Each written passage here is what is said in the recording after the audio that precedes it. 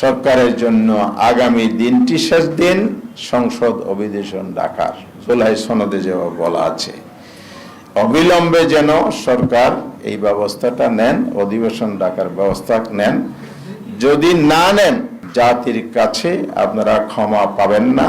আপনারা একই দিনে রেফারেন্ডাম, এই যে হানা ভোটের জন্য দাবি করলেন, আবার জনগণকে হা ভোটের জন্য বিভিন্ন জায়গায় জনসভায় বলেছেন।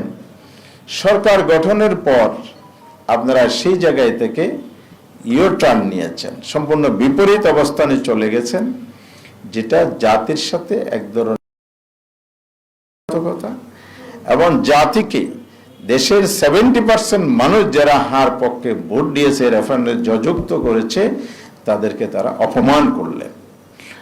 আর প্রধানমন্ত্রী যিনি হয়েছেন, তিনি লিখিত পরামর্শ কি দিয়েছেন এটা আমাদের কাছে স্পষ্ট নাই সংসদ অধিবেশন ডাকার ব্যাপারে। 30 দিন শেষ হবে পঞ্জিকা দিবস অনুযায়ী, ক্যালেন্ডার ডে অনুযায়ী। এর মধ্যে যদি সরকার সংবিধান পরিষদের অধিবেশন না ডাকে বা ডাকার ব্যবস্থা না করে, তাহলে আমরা 11 দল আজকের এই বৈঠকে শীর্ষ নেতৃত্বের সাথে পরামর্শ করে আজকে বৈঠক ডেকেছি।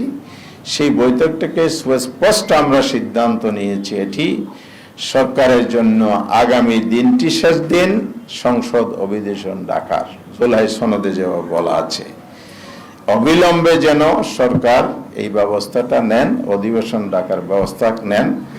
যদি না নেন, তাহলে আমরা স্পষ্ট বলতে চাই, জাতির কাছে আপনারা ক্ষমা পাবেন না।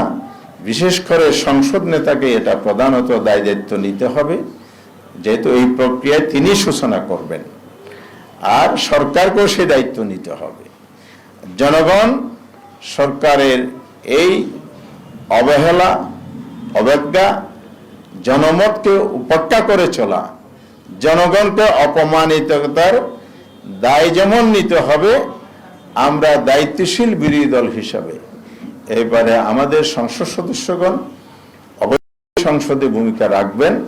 তার পাশাপাশি আমরা এটা সিদ্ধান্ত নিয়েছি, জুলাই সনদ বাস্তবায়নের জন্য যদি দ্রুত ব্যবস্থা না নেওয়া হয়, অর্থাৎ আগামীকালের মধ্যে যদি উদ্যোগ গ্রহণ না করা হয়, জনগণকে সাথে নিয়ে জনগণের সম্মান, মর্যাদা, আকাঙ্ক্ষা সমুন্নত রাখার জন্যেই আমরা রাজপথের আন্দোলনে যেতে বাধ্য হব। এবং খুব সহসাই শীর্ষ নেতৃবৃন্দের বৈঠক দেখে আমরা সেই আন্দোলনের কর্মসূচি ঘোষণা করব এবং জনগণকে সম্পৃক্ত করে জনগণের দাবি, জনগণের ভোটাধিকার যে বাস্তবায়ন করতে হবে, সেই দাবিতে আমরা ঐক্যবদ্ধভাবে রাজপথে নামবো ইনশাআল্লাহ। এটি হচ্ছে আজকের আমাদের মৌলিক সিদ্ধান্ত।